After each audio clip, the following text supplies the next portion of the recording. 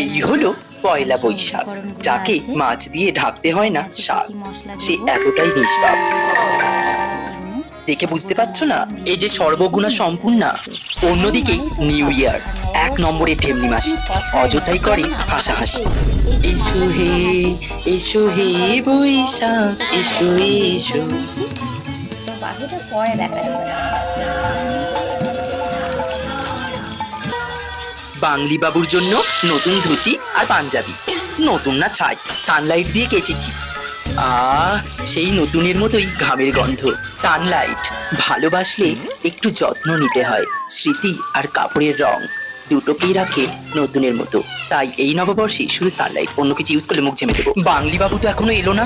হ্যাঁ, একবার ফোন করি।